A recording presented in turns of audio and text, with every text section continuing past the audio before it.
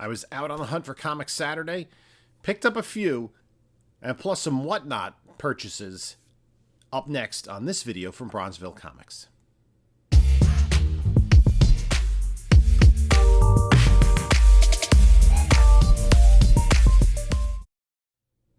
Hey there, everybody. This is Jim from Bronzeville Comics coming to you with another video. We'd like to thank everyone for the support that they've given the channel.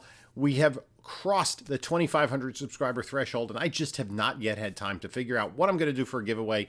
But I think I'm going to give away 3 books. I just got to pick them out. I'm going to probably do that the later part of this week. Follow us on Instagram at Bronzeville_comics. Follow us on Whatnot at Bronzeville_comics, and come join us Monday nights at 10 p.m. Eastern for our weekly Whatnot sales.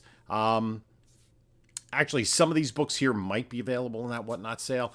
We're going to see. I haven't yet put it together. And the also the link to our eBay store, hopefully it'll be in the description here. So it was a beautiful Saturday afternoon. Now, I was sick last weekend, so I didn't get out looking for comic books, so I decided to hit up a few places. I was looking for yard sales, and I went and got up fairly early in the morning and went out looking for comic books. So I figured it's a great Saturday. I haven't been there in about a month or so. Let me go to the Meadowlands Flea Market. And it was closed. I got there really early, too. I got there, at 8, probably about 8 o'clock in the morning, and it was closed. I think they were having a Coldplay concert this weekend, so thanks Coldplay. So there was no Meadowlands Flea Market. I was really prepared to take some time and walk around. I had some family obligations a little bit later in the morning, so I figured do some hunting. Now, there was a sale I had been eyeing that was about 20 minutes away that they listed comic books and the collectibles. People were moving, so I figured this was a great opportunity. So I headed on over there. It said they started at 9, and I saw a woman putting stuff out on the front lawn, like a drum set and stuff. And I said, do you have comic books? She goes, oh, my husband has the collectibles. He's in the back. So I go around the back to the backyard, and there's a shed there, and a couple of other guys in the shed looking at records and cassettes and whatnot. And I asked him about the comic books. A very nice guy. And he says, oh, yeah, Greg is going to be here with the comic books at about 10 o'clock. That's an hour later. And I had things to do later in the morning. So I'm like, shoot, I don't think I can hang around here for an hour. So about 20 minutes away from there, en route to where I was going for my family obligation, there was a town doing a town-wide yard sale. And there was one listing. They talked about comic books. So I stopped in. They had stuff set out in the driveway, and I asked, and there was a woman there. She said, oh, I just have to clear some stuff off. They had tables full of books in the garage, and then there was one kind of little sad, lonely box of comics. So I flipped through it, and I did find a few things. I found this Thor God of Thunder trade paperback, so I figured that would be good for reading, right? So I grabbed that one. I did find early on this Sinestro Corps Special #1, and it was in a bag and board. That's a bonus. That was a pretty good book. This book, this Dark Horse book, Emily the Strange #1, it does have a sticker on the back. Let's see if we can get that off. There was Hardware #1. I just actually sent a 9.8 candidate in. This is not one of those. Into CGC of these in a pre-screen. I think I sent it in 9.6 pre-screen. But the book that I was really happy to find is a book that has been red hot lately and just randomly there. I don't think there were any other Teen Titans books. And it was Teen Titans Annual #2, this beautiful George Perez cover, and the first appearance of the Adrian Chase Vigilante, who we saw featured as a supporting character and quite a popular one in the Peacemaker TV series. I think we're going to see him around for some more things. So that was it, $1 a piece, $5. Between gas and tolls, not sure it was worth it. And I had passed on the way there, and they had mentioned to me, because there were sales all over town, I went to there were like 3 other houses right in on the same block as this house. None of them had comic books. One I drove up to, and the guy next door, this very, very elderly gentleman who was like kind of really stooped over, was mowing his lawn. and I parked kind of in front of his house. And he's like, hey, mailbox. I'm like, is the mailman coming in the next 5 minutes? So I moved the car anyway. But people were saying that there was a town-wide kind of yard sale where people were gathering in like the village hall parking lot or something like that. And so I went, looked around, and there was somebody with a couple of boxes of comics. Most of them were not 90s junk, but 80s junk. A lot of unbagged, unboarded, peculiar books. Star Brand, a lot of Star Brand. He had like 3 issues of Coyote, but none of the McFarlane books. And I don't know if this had been picked through or not. I mean, the boxes were pretty well stuffed with books. It was $1 a book, 12 for $10. So I picked up a handful. I picked up this X-Men ash can from 1994. That's worth a few dollars. This, unfortunately, has some color rub on it. It was the only book in the run they had there. You see the color rub on the side. Avengers Forever, I think this is number 9, with a Kang cover. Kang is quite popular. This, I think, is the first cover appearance of Connell, Adventures of Superman 501, but everybody has this book in one form or another. This book I picked up. I love this, one of my favorite miniseries, DC The New Frontier number 2. Might just keep this as a reader copy. It's kind of beat up. So I do have the whole series. I picked this up because it's 80s DC that I don't have. This was in decent shape. Amethyst number 6. This because it's a Doctor Doom cover, but it's got some dirt on it up on the top F there. First F. FF. Number 2, but again, Doom cover. Another 80s DC book to add to the run. Blue Devil, number 12. I didn't even check to see if I had this or not. I think I do, but I don't know if it's an upgrade. Green Lantern 178. And then I never pass up Sandman book. Sandman number 73. Can't pass up Sandman for $1. And number 56. I picked up this issue number 25 of Ghost Manor, a 70s Charlton horror book. I do know there's some people that I know that are interested in this. I might just pass that along. And then this I thought might have some significance because it's kind of like a crossover, but, you know, not really.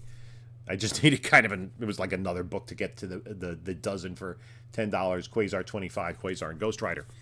So that was unfortunately my haul for the day. I wasn't really able to find much else. It was kind of a slow day in picking up comics. Now, when I did get home, there were a couple of boxes waiting inside my screen door. I think I finally changed my address over so that now my Whatnot winnings, my Whatnot purchases go to my P.O. box. I had changed my return address, so when I print up shipping labels, I had my P.O. box, but because I just got one. But I didn't realize I had to somewhere different change my mailing address. So I did that. So there are a couple of books in there, and Whatnot is very easy to buy on, and I think the danger is to just purchase stuff. Now, one of the dangers is to purchase stuff at too far above fair market value, and I think I've been very good at saying, okay, I think this is what the book is worth. You know, fair market value is, let's say, $50. Maybe I'll spend $30, $35, try to get it a deal. You know, unless it's something I really want for the personal collection. I picked up some Hawkmans and some Green Lanterns closer to fair market value, but still at good deals. And so the problem I find with my Whatnot purchases is I forget what I bought. Unlike eBay purchases, it's convenient because you bring up your eBay screen, you can look at all your previous purchases, see what's been delivered, see what hasn't, with pictures and, you know, the description of the contents. With Whatnot sales, it's like comic auction number 52. And I have no idea what book that was. And so what happens is because you kind of buy them like more on the spur of the moment, whereas an eBay purchase, I tend to do a lot more research into fair market value, take a look at the pictures to judge the condition, hunt for what I want. In Whatnot, it's like, ooh, that looks nice. Yeah, I'll bid on that. Yeah, I'll bid a little bit more, and then you win it.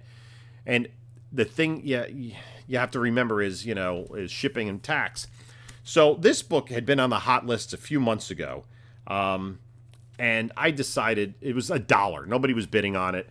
So, like, so quickly it comes off the hot list. And that's this Superman the 10-Cent Adventure.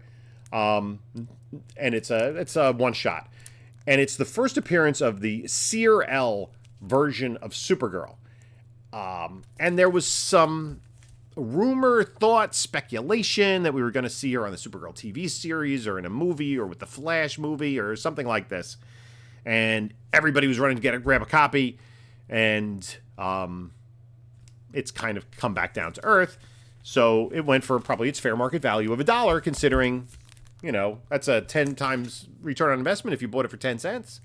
And I do have one of these in my personal collection. And then I realized, oh yeah, I have to pay like $5 shipping plus tax to get this book. So, because I didn't find anything else in the short term that I was interested in buying in that particular auction, and I didn't have the time to stay in for the long term. And that's one of the things that you want to do. I know Joe from 360 Comics was doing some things on whatnot. He said, find a room and kind of stay in the room for a while and buy multiple books, because they actually just raised their rates, I think. It used to be $4 for the first book and $1 for each additional book, and now it's like $5 and $1.50. So if you just buy the one book, you're paying $5 shipping. If you buy, let's say, 8 books, you're paying $5 plus 7 times $1.50, so you're paying like $15.50 in shipping. That's still a decent amount, depending on what you're getting. And then I found this book I was happy to get, but it's another one of the dangers of whatnot. I got this for a really good deal. I think it was, I got it for something like $11. And this is a book I've been looking for recently, because this was on the hot list at the end of last year. Astonishing Tales #6. This is the first appearance of Bobby Morse, who becomes Mockingbird.